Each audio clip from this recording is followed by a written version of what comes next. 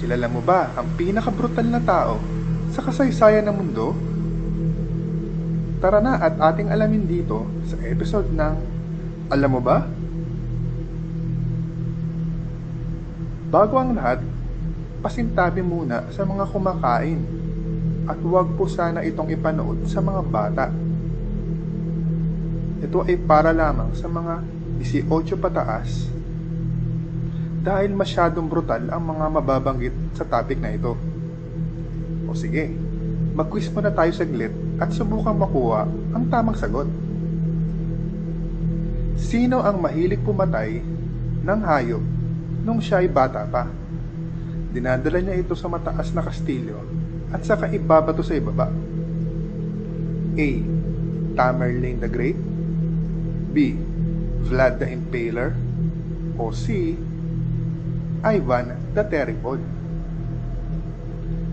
Kahanga-hanga makakakuha ng tamang sagot. O siya, tayo na at ating alamin kung sino-sino ang mga pinakabrutal na tao sa kasaysayan ng mundo.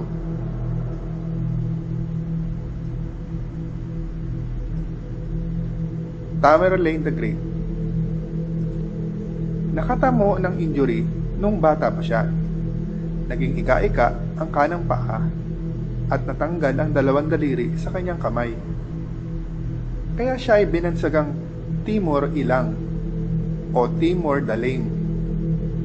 Ito ay na-misspell ng mga Europeans, kaya siya ay naging Tamerlane. May pinuno ng isang city na lumait sa itsura ni Tamerlane. Kaya binalikan niya ito, dala ang malaking hukbo. Inutusan niya ang mga ito na ang bawat sundalo ay dapat kumolekta ng 2 bungo para sa gagawin nilang skull pyramid. At pag hindi ka nakapagdala ng 2 bungo, ikaw ay papatayin. Sila ay nakapagtayo ng 120 skull tower na gawa sa 70,000 pugot na ulo na makikita sa buong Baghdad. Sa Isfahan, Persian City, ipinapatay niya lahat ng tao doon, pati mga bata. At kagaya ng dati, may kota ulit ang kanyang mga sundalo na pugot na ulo. Minasakir niya ang 100,000 katao doon. Sila ay nakapagtayo ng 28 towers at ang bawat tower ay mayroong 1,500 na pugot na ulo. Doon lang siya tumigil. Minsan, dinala ni Tamerlane ang mga bata na may kulang na 7 taon pababa sa harap ng city gates. Dinala niya ang kanyang cavalry at sinagasaan niya lahat ng mga bata hanggang sa mamatay ang mga ito.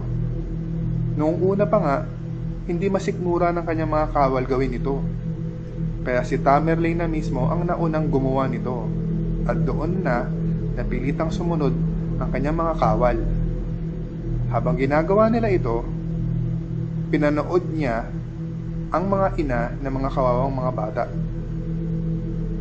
Noong taong 1399, nangako siya sa mga citizens ng Sivas na nasa Central Turkey na kapag sila ay sumuko, walang pagdanak ng dugo ang mangyayari. Sumuko ang mga taga-Sivas at binuksan ang mga gates nila para panghawakan ni Tamerlane ang kanyang pangako. Oo, tinupad niya ang kanyang pangako dahil ang 3,000 tao na taga-Sivas ay hindi dumanak ng dugo dahil silang lahat ay ipinalibing niya ng buhay. Vlad the Impaler. Si Vlad ay dating prinsipe ng Wallachia. Siya lang naman ang naging inspirasyon kay Dracula. Siya ay binansagang Vlad the Impaler dahil tinutuhog niya ng mahahabang sibat ang kanyang mga biktima.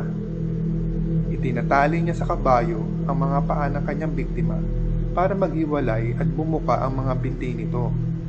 Sa kanya ipapasok ang mapurol na sibat sa puwitan hanggang sa lumabas ito sa bibig ng kawawang biktima. Paborito niya itong gawin at siya ay labis na naliligayahan dito. Pati mga hayop ay tinutuhog din niya. Ang pagtuhog na ginagawa niya siguro ang pinakamasakit at pinakabrutal sa lahat ng paraan ng pagpatay.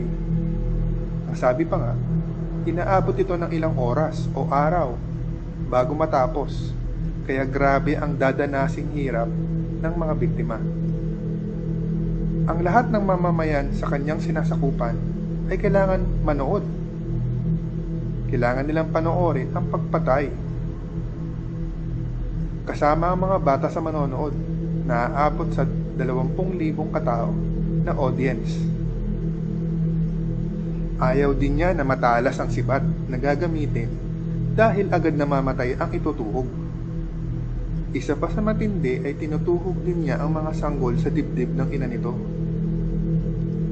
Pumapatay din siya sa ibang paraan gaya ng paglason, pagbulag, pagsakal, pagbigti, pagpugot ng ulo, pagsaksak, at pagtanggal ng mga laman loob. Pagtanggal ng mga parte ng katawan, pagbalat sa katawan ng biktima, pagsunog, pakukuluan, lahat na siguro. Niluluto din niya ang mga bata at ipinapakain sa mga magulang nito. Minsan din siyang gumawa ng fake party o party na hindi naman talaga tunay. At inimbita niya ang mga mahihirap at mga may sakit. Doon ay tatanungin niya ang mga ito kung gusto ba nilang umasenso o yumaman sa buhay. Kapag ang mga ito ay umuo, agad niyang ipapapatay ang mga ito sa pamamagitan ng pagsunog. Mahilig din siyang pumutol ng ari ng tao at itinatabi bilang memento na minsan na niyang ginawa sa kanyang asawa matapos niya itong patayin.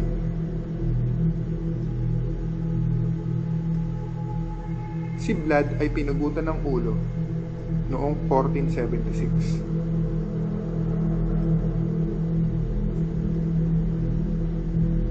Ivan the Terrible. Si Ivan ay walang hiya, brutal at walang awa kahit nung bata pa siya. Mahilig niyang gawin nung bata pa siya ay ang magdala ng mga hayop sa pinakatuktok ng kastilyo at saka ibabato sa ibaba. Nung siya na ay teenager, madami na siyang napatay na tao at sobrang kinatutuwa niya ito.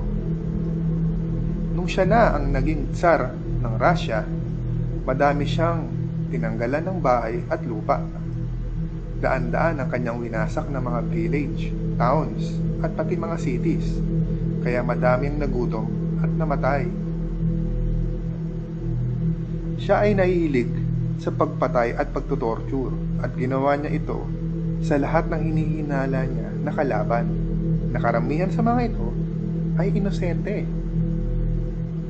Sa Novgorod Massacre, 60,000 ang kanyang tinorture hanggang kamatayan. Meron pa siyang sariling torture chamber na ipinagawa niya para sa kanyang ikaliligaya.